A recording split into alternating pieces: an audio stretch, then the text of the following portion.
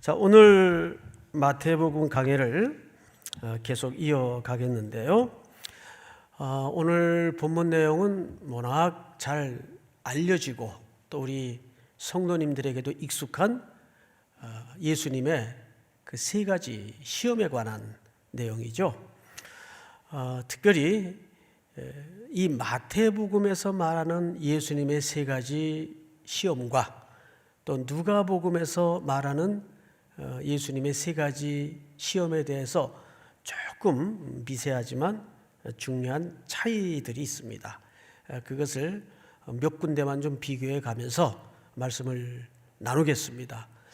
우선 본문으로 들어가기에 앞서서 우리가 맥락적 좀 상황을 연결 잇기 차원에서 살펴볼 필요가 있어요. 우리 지난주 본문에 해당되겠는데 마태복음 3장 13절부터 제가 좀 읽도록 하겠습니다.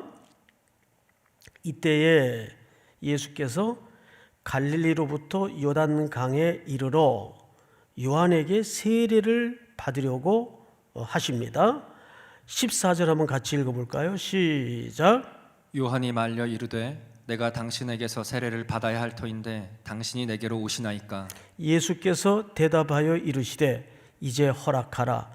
우리가 이와 같이 하여 모든 의를 이루는 것이 합당하니라 하시니 이에 요한이 허락을 했어요. 자, 이 부분이 얼마나 중요한 대목인가는 우리 지난주 잠깐 결론 부분에서 말씀을 나누었지만 오늘 내용과도 연결고리가 있기 때문에 한번 살짝 언급을 하고 지나가도록 하죠.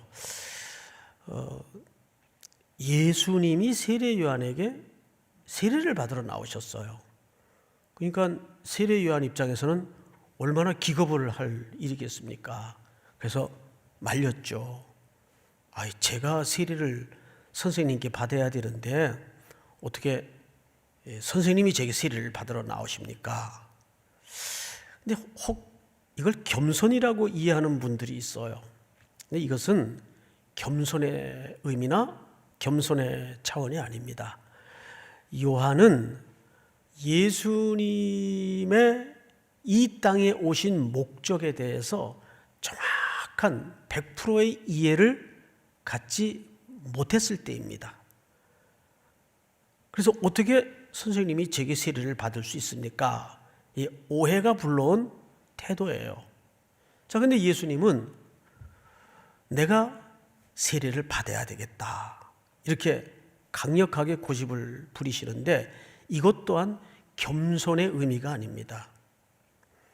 요한이 분명히 이렇게 앞부분에서 얘기를 했어요. 나는 물로 세례를 주지만 내 뒤에 오시는 이는 나보다 능력이 더 크셔서 성령과 불로 세례를 준다고 말씀을 선포했습니다. 이 말은 예수님이 심판을 위해서 오셨다는 말이 아니에요. 반대로 예수님은 우리가 죽어 마땅해야 할 그 죄를 대신 십자가에서 심판을 받기 위해서 오셨다는 말씀을 내가 세례를 받고 의를 이루어야 마땅하다, 이렇게 설명하시는 거예요. 그럼 그 의는 어떤 의를 얘기할까요?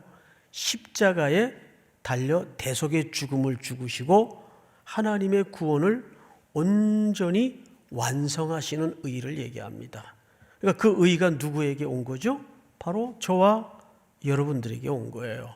그러니까 요한의 입장에서도 예수님의 입장에서도 피차가 겸손한 태도를 드러내기 위해서 이런 발언을 한 게 아니고 예수님은 나는 너희들이 죽어 마땅할 그 심판을 대신 받으러 왔다는 이 땅에 오신 목적 진술을 하고 있는 장면입니다. 그런데 세례 요한은 그 의미를 아직 100% 완전하게 이해를 갖지 못했을 때입니다. 자, 그리고 나서 또한 중요한 장면을 우리가 보는데 16절을 볼까요? 예수께서 세례를 받으시고 곧 물에서 올라오실새 하늘이 열리고 하나님의 성령이 비둘기같이 내려 자기 위에 임하심을 보시더니 우리 17절 한번 전체가 같이 읽겠습니다. 시작. 하늘로부터 소리가 있어 말씀하시되 이는 내 사랑하는 아들이요 내 기뻐하는 자라 하시니라. 예, 어떤 이제 신학자들은 이 장면을 이렇게까지 해석을 해요. 메시아의 대관식이다. 또 메시아의 공식 임무를 시작하는 출정식이다. 또 임명의 현장이다라고까지 얘기를 합니다. 뭐 어느 쪽이든 틀린 해석이나 표현은 아니에요. 근데 이 대목에서 굉장히 중요한 것은 성경 전체에서 삼위 하나님이 각각 한꺼번에 등장하는 몇 안 되는 본문입니다.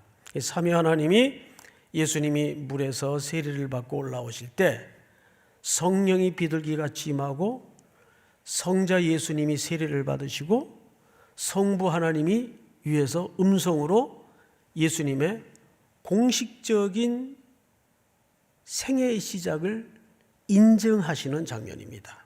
자, 그러면 여러분 상식선에서 이 다음 장면에는 어떤 기대를 해도 괜찮을까요? 드디어 이제 황금마차가 준비되고 빨간 카펫이 앞에 깔려서 하나님의 아들의 본격적인 사역의 출정을 좀 이렇게 폼나게 멋지게 소개해도 괜찮지 않겠어요? 물론 이제 온라인이니까 제가 피드백을 이제 받을 수는 없지만 아멘으로 대답하신 줄을 믿습니다. 근데 오늘 본문 마태복음 4장에 들어오면서 예수님은 시험을 받으세요. 오늘 그 장면입니다. 자, 1절을 한번 보도록 하십시다. 그때에 예수께서 성령에 이끌려, 자, 어느 분에게 이끌려 시험을 받으시죠? 네, 성령에 이끌려 시험을 받으시러 어디로 나가셨어요? 광야로 나가셨어요. 자, 이 광야는 오늘 성경 해석과 설교에 굉장히 중요한 출발 지점이 되고 예수님 사역의 실질적인 출발점입니다. 그러면 이 당시 사람들이 광야라고 듣거나 그 장소를 생각할 때는 그 당시 사람들만이 척 와닿는 사회적인 통념이 있었어요. 워낙 세상이 격변기였습니다. 로마의 압제와 또 종교 지도자들의 부패와 극심한 가난, 이런 것들이 한꺼번에 엉켜가지고 뭐 이제 마지막 올 때까지 온, 그래서 갈라디아서 4장 4절에 보면 때가 참에 하나님께서 자기 아들을 이 땅에 보내셨다고 설명하죠. 그 정도로 모든 시대적 상황이 목구멍까지 어떤 어둠의 암시가 꽉 차 있었을 때입니다. 그리고 이 시대 사람들은 그런 정말 더럽고 절망스러운 세상을 등지고 일부 의식 있는 사람들은 광야로 나가요. 그래서 거기서 뭘 형성했는가 하면 에세네파라는 경건주의 파를 형성하게 됩니다. 그리고 그 중에서 또 더 경건한 사람들끼리는 쿰란 공동체라는 공동체를 만들어요. 그 사람들은 주로 광야에서 요즘 우리네들의 삶처럼 아주 최소한의 생활을 합니다. 그리고 검소한 생활품만 지니고 동굴에서 성경을 공부하고 성경을 가르치고 성경을 기록하고 새로운 하나님의 나라의 공동체를 하나님의 말씀의 약속을 따라 준비하고 기다리는 집단이에요. 그래서 그 당시 사람들은 광야 하면은 대부분 딱 맞닿는 공식이 하나, 누구든지 이해하는 공식이 하나 있습니다. 뭘 것 같습니까? 예, 광야하면 새로운 하나님의 나라의 공동체의 꿈이 연그러지는 곳, 그런 공식을 갖고 있어요. 근데 예수님이 지금 어디로 나가시죠? 예, 바로 그 광야로 나가십니다. 그리고 이 시험은 어디서 마무리가 되는가 하면 성전에서 마무리가 돼요. 여기에는 아주 중요한 시대적 아이콘이 있습니다. 물론 마태복음은 높은 곳 또는 높은 산에서 세 번째 시험이 마무리되는 것 같지만 누가복음 이 시험의 버전을 보면 성전의 시험이 마지막 시험으로 마무리가 됩니다. 자, 이제 그 부분을 좀 우리가 보도록 하겠습니다. 2절을 볼까요? 40일을 밤낮으로 금식하신 후에 줄이셨다, 이렇게 되어 있어요. 여러분, 이 40일이라는 숫자는 이스라엘 민족사에 아주 중요한 숫자입니다. 자, 예로 노아 홍수의 심판이 이 땅에 임했을 때 물이 며칠 동안 창고를 했나요? 40일입니다. 또 이스라엘 백성들이 400년의 종살이를 마치고 홍해를 건넌 후에 광야에서 몇 년 동안을 돌아다니면서 시험을 받죠? 그렇습니다. 40년입니다. 또 이스라엘 백성들이 어떤 범죄, 율법을 어겼을 때 사실상 몇 대를 맞나요? 원래 40대를 맞게 되어 있습니다. 그런데 40대를 맞으면 죽는다는 그들 나름대로의 이해 때문에 거기서 하나를 감아줘. 그래서 40에 하나 감아는 매를 때리도록 되어 있어요. 엘리야 시대에도 이 40일은 굉장히 중요한 시대적 숫자로 등장을 합니다. 자, 그러면 이 외에도 여러 40일에 관한 또는 40에 관한 숫자의 의미가 있지만 오늘 예수님도 심지어는 사역을 시작하시면서 광야에서 며칠을 금식하세요. 40일을 금식하십니다. 근데 여기에는 어떤 이유가 있을까요? 40이라는 숫자를 모아서 딱 하나의 맥을 짚어보면 뭐가 걸러집니까? 40일이라는 숫자는 또는 40이라는 숫자는 시험과 연단의 의미를 갖고 있어요. 오늘 예수님께서 40일 동안 금식을 하신 후에 이제 줄이십니다. 이 줄이신다라는 말씀 때문에 우리는 예수님의 첫 번째 시험을 먹을 것에 대한 굶주림의 시험으로 오해를 하는 경우가 있어요. 한번 제가 여러분들에게 여쭤볼게요. 이제 화면을 통해서 저하고 이제 대화를 좀 하십시다. 예수님이 40일 동안 금식하시면서 광야에 줄이실 때 배가 고프셨을까요? 아니면 하나님의 아들이니까 안 고프셨을까요? 한번 옆에 사람끼리 한번 대화를 해보세요. 하나님의 아들이었으니까 능력이 있으니까 허기도 없지 않았겠는가? 또 심지어 이렇게 이해를 하는 사람들도 있어요. 그런데 예수님은 철저히 온전한 인간이었기 때문에 당연히 허기가 지셨어요.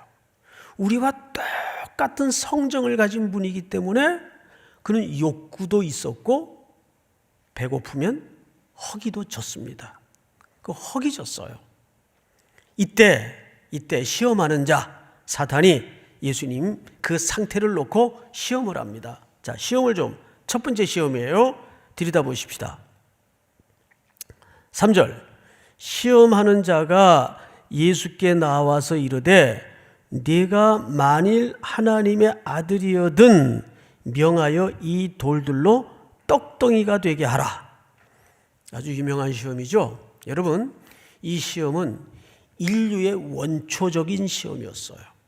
에덴 동산에서 모든 것이 구비되어 있던 현장에서 사단이 첫사람 아담에게 가장 먼저 들이댔던 시험의 장르가 뭐였습니까? 먹는 것에 관한 시험이었어요. 그렇죠? 금단의 열매. 기억하시죠? 먹는 것에 관한 시험이었어요. 근데 첫째 아담은 그 시험에서 무너집니다. 그리고 이스라엘 백성들이 홍해를 건넌 후에 광야에서 사실상 첫 번째 시험이 뭡니까? 먹을 것에 대한 시험이었어요. 그래서 하나님께서 40년 동안을 징그럽게 주신 게 뭐예요? 하늘에서 매일 뭐가 내렸죠? 안식일 외에는 만나가 펄펄 내렸습니다. 근데 그 만나를 먹고도 이스라엘 백성들은 성공했나요? 실패했나요? 철저한 실패의 시간이었습니다. 그러니까 그 이스라엘 백성들은 아담 안의 모습이에요. 아담의 범죄 안에 그들의 모습이 이렇게 겹쳐서 강조되고 오버랩되어 있는 겁니다. 그런데 둘째 아담으로 오신 예수님은 그 첫 번째 시험인 먹을 것에 관한 시험을 극복해내시고 승리해내십니다. 배가 안 고프셨나요? 아니요. 똑같이 목마름이 있었고 욕구가 있었고 시험이 있었어요. 그런데 여기까지만 우리가 설명을 나누면 그냥 이 첫 번째 시험이 먹을 것에 관한 시험으로 오해를 할 수가 있어요. 근데 이것은 사실상 먹을 것에 관한 시험이 아니에요. 고도의 신학적 싸움을 사탄이 걸어온 겁니다. 제가 한번 질문을 할 텐데 이 질문은 몇 번 설교 시간에 우리 성도님들에게도 했던 질문입니다. 기억나실 겁니다. 들어보면 내가 만일 하나님의 아들이거든 이라는 말은 하나님의 아들인지 아닌지 알아보겠다는 의중이 아니에요. 하나님의 아들인 걸 사탄이 너무도 잘 알아요. 이 말은 이런 뜻입니다. 하나님의 아들이지 않느냐? 그렇다면 하나님의 아들이라면 이 돌들을 명해서 떡덩이로 만들 수 있지 않느냐 그 뜻이에요. 제가 묻고 싶은 거는 바로 이 대목입니다. 이 시험이 왜 예수님에게 시험이었는가 그 말이에요. 왜? 들어보니까 저거 많이 들었던 질문인데 기억나시죠 여러분? 왜 시험이었을까요? 거꾸로 이렇게 한번 생각을 해보세요. 사탄이 저한테 송태근이한테 와서 네가 만약 삼일교회 담임 목사라면 네가 만약 하나님의 아들인 그리스도인이라면 이 돌들을 명해서 떡덩이를 만들라. 그러면 저한테는 전혀 시험이 안 돼요. 송태근이한테는. 왜? 왜 전혀 시험이 안 될까요? 못하니까. 제가 어떻게 돌을 가지고 떡을 만들어요? 어차피 못하니까 저한테는 전혀 시험이 안 돼요. 그럼 이걸 뒤집어서 생각을 해보라고요. 그러면 이 시험이 왜 예수님한테는 시험이었는가 그 말이에요. 답 나오죠? 할 수 있으니까 시험이에요. 할 수 있으니까 시험이에요. 이것이 사탄이 노리는 부분이에요. 여러분, 사탄은 예수 그리스도에 대해서 가장 원하는 게 뭔지 아세요? 하나님의 아들로만 돌려놓는 거예요. 예수님이 온전한 인간으로서 이 시험을 극복해내는 걸 가장 두려워해요. 왜? 그러면 온전한 인간이지만 죄가 없으시니까 십자가에 우리를 위해서 흠 없으신 제물로 뭘 할 수 있기 때문에 대속의 죽음을 죽을 수 있기 때문에 그 대속의 죽음을 죽으시면 그 대가와 지불된 은혜로 그 영원한 생명과 구원이 누구에게로 흘러 들어옵니까? 예, 우리를 위해서 이루어지는 사건이기 때문에. 그럼 사탄은 어떻게 해야 오를까요? 예수님이 내가 이까짓 거 못할 줄 알고 하고 짠 이 돌을 갖다가 인절미를 만들었어. 떡을 만들었어. 그러면 예수님은 바로 뭐가 되는 거예요? 하나님의 아들이 되는 거예요. 그냥 신적인 존재로 돌아가시는 거예요. 그리고 온전한 인간으로서의 대속의 죽음은 불가능해지는 거죠. 그러니까 이것은 단순히 허기를 빙자해서 먹을 것에 관한 시험으로 끝나는 사건이 아니에요. 고도의 신학적인 싸움이에요. 어떻게 하든 사탄은 예수님을 하나님의 자리로 돌려보내는 거예요. 그래서 온전한 인간으로서의 역할을 실패하게 만드는 거예요. 그래야 이분이 십자가의 대속의 죽음을 죽을 수 없기 때문에. 그렇다면 그분이 오신 목적도 무너지고 역할도 무너지고 우리에게 이런 구원은 임할 수가 없는 거죠. 그러니까 예수님에게 이것이 시험인 건 할 수 있으니까 시험이었어요. 그러니까 우리 인간에게도 이 본질은 아주 교묘한 매일매일 부딪히는 싸움이에요. 어떻게든 기독교를 능력 종교로 만들어버리는 거예요. 그래서 복음이 복음되게 못하는 겁니다. 그래서 십자가의 의미와 십자가의 내용을 희석시켜버리는 거예요. 이게 얼마나 무서운 신학적 싸움입니까? 자, 두 번째 시험을 좀 보십시다. 두 번째 시험. 성경을 보시면 5절, 이에 마귀가 예수를 거룩한 성으로 데려다가 성전 꼭대기에 세우고 이르되 네가 만일 하나님의 아들이거든 뛰어내리라. 자, 여러분, 여기서도 전제가 뭘 깔았죠? 하나님의 아들이거든. 이거 자꾸 하나님의 아들 된 부분을 건드리는 거예요. 하나님의 아들이지 않느냐. 여러분, 근데 이 두 번째 시험의 의도는 굉장히 교묘해서 간파하기가 쉽지 않습니다. 자, 이 시대 사람들은 모두에서도 서론 부분에서 말씀을 드렸지만 그런 절망의 시대를 살고 있었어요. 그리고 세상을 등지고 어디로 들어갔다고요? 쿰난 공동체로 에스네파로 광야로 들어갔어요. 그리고 그 사람들은 거기서 오로지 누가 오실 날만 대망하고 기다리고 있었을까요? 메시아, 그리스도가 오실 날만 대망하고 기다리고 있었고 그 열망은 점점점 깊어갔어요. 언제 오시려나? 언제 오시려나? 근데 그 소식을 세례 요한이라는 사람을 통해서 듣게 됩니다. 자, 그런 가운데 이 시대는 어마어마한 격변기를 맞이하고 있었습니다.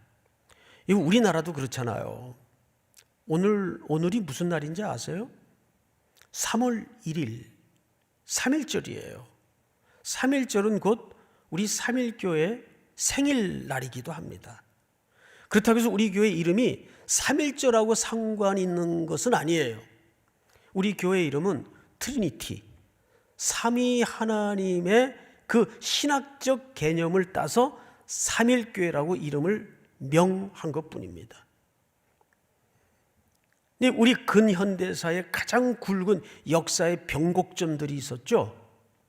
3.1절, 1945년도에 해방절, 6.25, 12.12 사태, 이런 굵직굵직한 사태를 지나면서 그때마다 사람들의 인식과 가치관과 삶의 패턴이 확 물줄기가 바뀌어졌어요.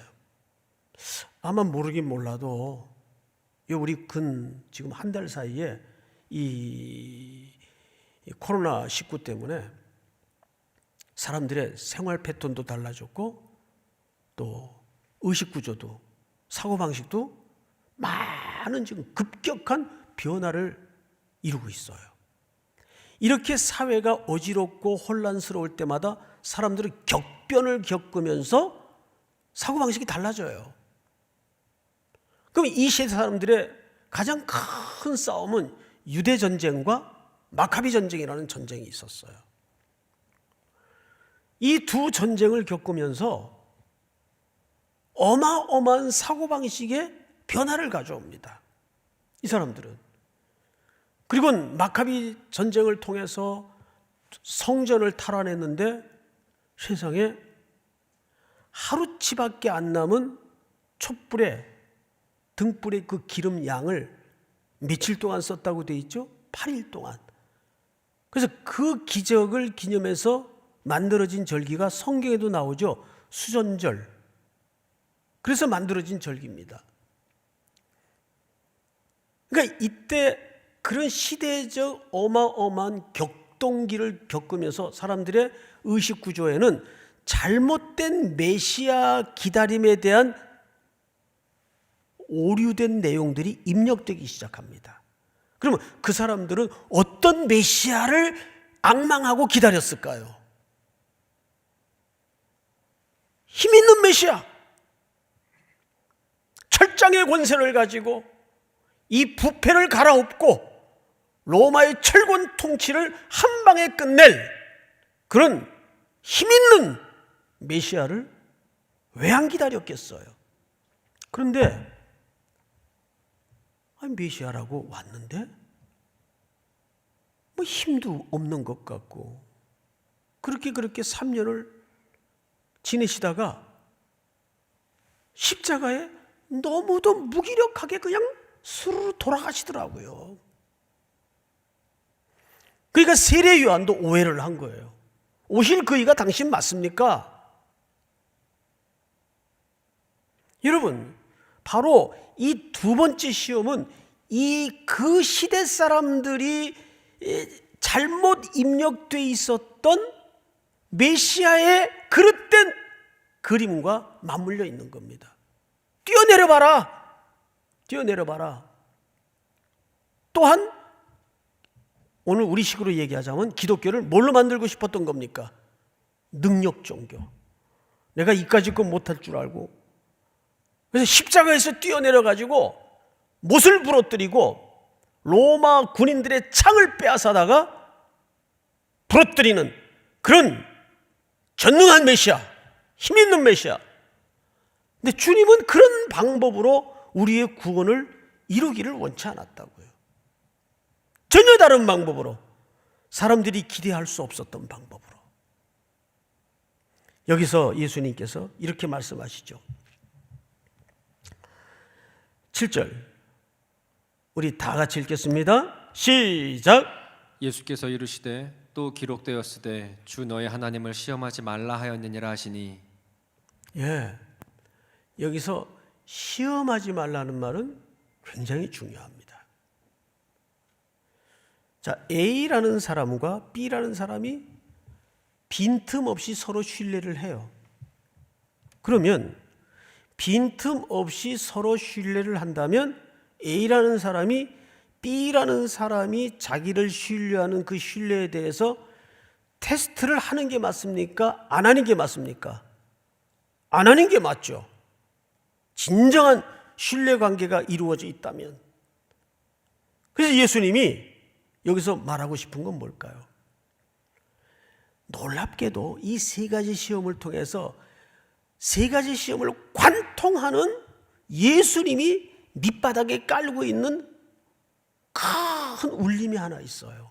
철저하게 아들로 어떻게 살아야 되는가? 나는 하나님을 믿는다 그 말이에요. 우리가 신앙을 산다는 건 뭐예요? 어떤 내 인생 전체가 송두리째 뽑히는 어떤 일이 있더라도 나는 하나님이 내 아버지 되심을 믿는다. 결국 이 고백을 향해서 매일 확인에 들어가는 거예요. 믿습니까, 여러분? 그러니까 결국 이 세 가지 시험을 통해서 예수님이 건건마다 고백하고 드러내는 것은 성령의 인도를 따르시고 또 아버지로서 자신이 철저히 아들로 사는 모습을 우리 모두에게 보여주는 거예요.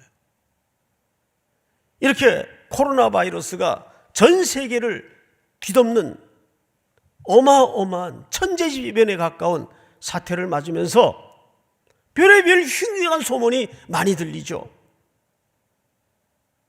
걱정하지 마세요. 이거는 단순히 무슨 종교적 위로가 아니에요. 아무것도 염려하지 말고 오직 모든 일에 기도와 간구로 너희 구할 것을 어떻게 함으로? 감사함으로 하나님께 아뢰라.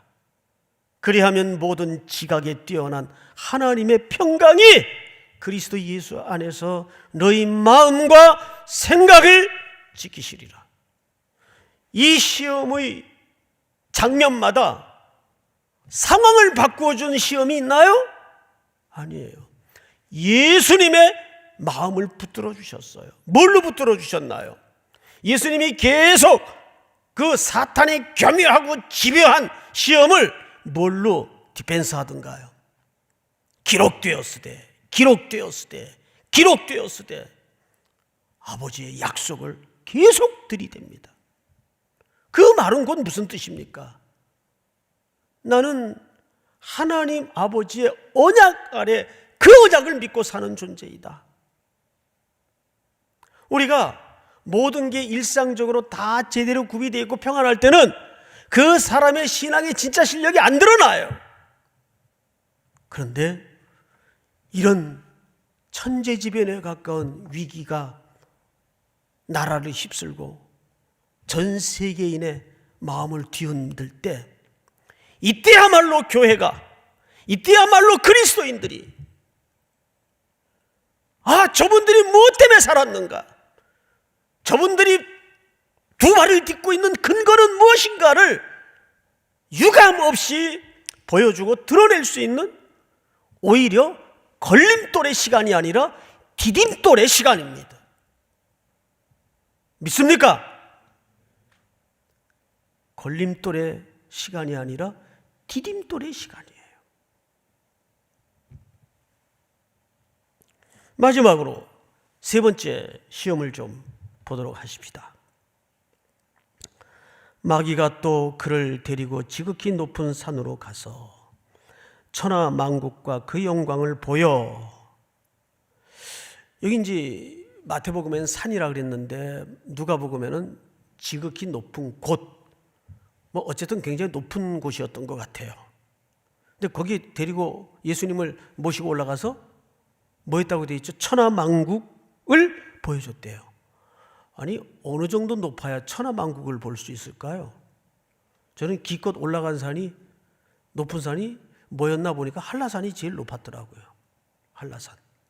그것도 올라가다가 안식년인가 한다고 중간에 바리케이트를 쳐놔가지고 올라가다 말았는데, 어쨌든 남쪽에서는 한라산이 제일 높죠. 그 태백산 줄기 몇 번 넘어 다녔던 기억이 있고 그게 다예요. 근데 천하만국을 볼 수 있다면 얼마나 높아야 될까요? 아니, 이스라엘 땅이면 그만한 산이 있나? 그래서 칼빈 같은 학자는 이게 아마 환상의 모습을 그려낸 것일 거다. 근데 그건 아니에요. 이것은 일정 부분 사탄도 초월적인 존재이기 때문에 하나님의 허락 하에 어떤 능력이 있었던 것 같아요. 당연히 능력이 있죠. 지혜도 있고. 어쨌든 천하만국의 영광을 보여주면서 뭐라 그랬어요? 이렇게 얘기합니다. 이르되 만일 내게 엎드려 경배하면 이 모든 것을 내게 주리라. 자, 그러자 예수님 말씀을 좀 들어보십시다. 10절 다 같이 시작. 이에 예수께서 말씀하시되 사탄아 물러가라 기록되었을 때 주 너의 하나님께 경배하고 다만 그를 섬기라 하였느니라. 예수님의 대답이 결국 또 성경 말씀을 인용하시죠. 성경 말씀을 인용하시면서 하나님께 경배하고 다만 그를 섬기라 하였느니라. 여러분, 이 시험의 본질은 이렇습니다. 지금 예수님이 가장 두려워하고 가장 힘들어하는 게 뭔지 아세요? 지금 이 상황에서 그 모습을 어디서 슬쩍 드러내시죠. 겟세마네 동산입니다. 십자가의 그 죽음의 잔을 마시기 전에 예수님이 그 전날 밤 겟세마네 동산에 홀로 앉으셔서 혼밤을 맞으며 땀방울이 핏방울이 되어 떨어지듯 아주 혹독한 기도를 했어요. 그 기도의 내용이 더 처절해요. 모습도 처절했지만 기도의 내용이 더 처절해요. 아버지, 하실 수만 있다면 지금이라도 이 잔이 내게서 지나가게 하실 수 없습니까? 그 십자가에 매달려 당할 고통이 두려워서 그랬을까요? 아니에요. 정말 예수님이 힘들어 하셨던 것은 잠시라도 아버지와의 단절을 가장 아파하셨어요. 그 아버지와 단절이 이루어지면 자기는 십자가 지러 대속의 죽음을 죽기 위해서 걸어가셔야 돼요. 마귀가 여기서 노리는 것은 바로 그 부분입니다. 우리식으로 쉽게 표현하면 이런 뜻이에요. 야, 조금만 비겁하면, 조금만 양심을 덮으면 쉬운 길 있잖아, 쉬운 길. 예? 나한테만 절하면 쉬운 길이 있잖아. 그래서 얼마나 많은 사람들이 양심을 덮어버리고 조금의 이익과 편안함을 위해서 만몬에게 절하고 양보하고 굴복합니까? 그럼 무슨 길을 찾는 거죠? 쉬운 길을 찾는 거예요. 쉬운 길. 예수님은 그것을 여기서 설명하는 거예요.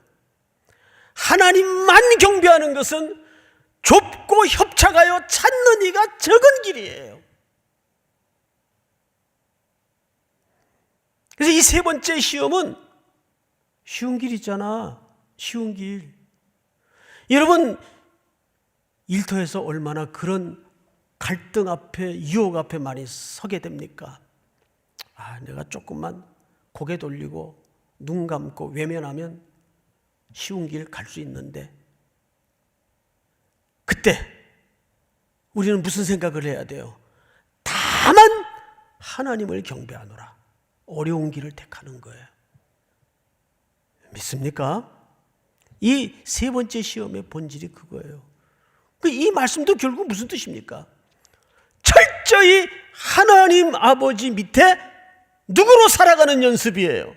아들로 살아가는 연습이에요. 아들. 믿습니까? 우리는 신분적으로는 아들이 되었는데 아직도 살아내는 삶의 패턴을 보면 자기의 왕국을 만들어서 하나님과 맞먹으려는, 이게 사탄의 속성이에요. 사탄의 속성이 뭡니까? 하나님과 같이 높아지려는 시도잖아요. 타락이 그렇게 시작이 됐고 아담이 그렇게 넘어졌어요. 우리는 비록 지금은 눈에 드러나지도 않고 모든 게 희미할지라도 꾸준히 묵묵히 우직하게 누구로 사는 연습을 해야 될까요? 아들로 사는 연습을 해야 돼요. 주님, 제가 아들입니다.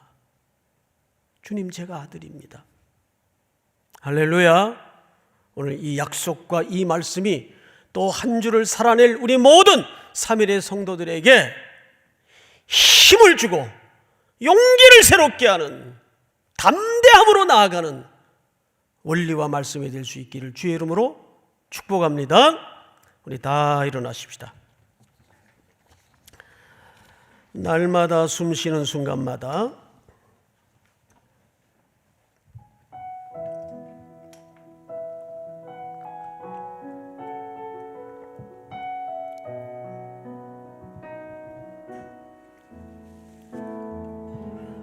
날마다 숨쉬는 순간마다 내 앞에 어려운 일 보내 주님 앞에 이 몸을 맡길 때 슬픔 없네 두려움 없네 주님의 자비로운 손길 항상 좋은 것 주시도다 사랑스레 아픔과 기쁨을 수고와 평화와 안식을 날마다 주님 내 곁에 자비로 날 감싸주시네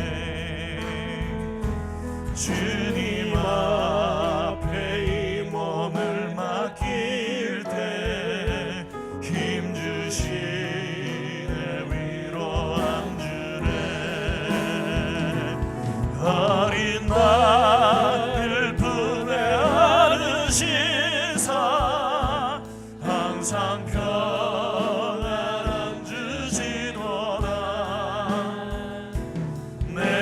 살아 숨을 쉬는 동안 살피신 나 약속한 인생의 어려운 순간마다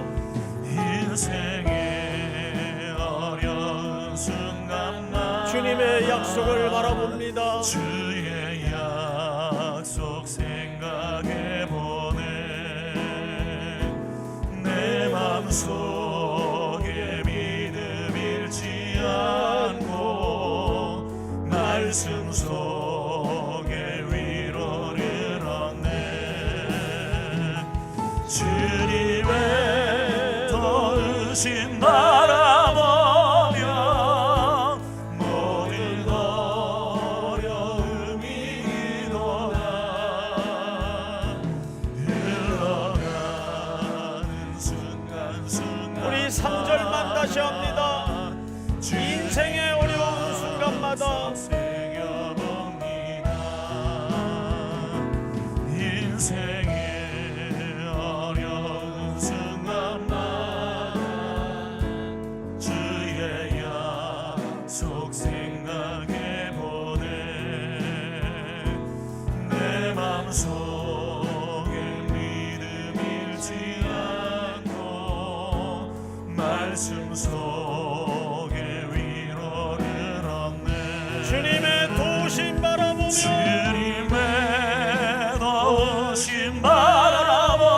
바라보며 모든 어려움이 기도다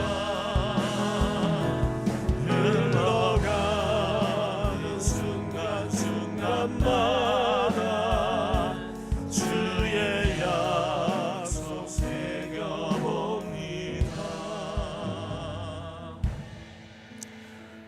사랑하시는 하나님 아버지, 오늘도 새날 새 달을 주셔서 감사합니다.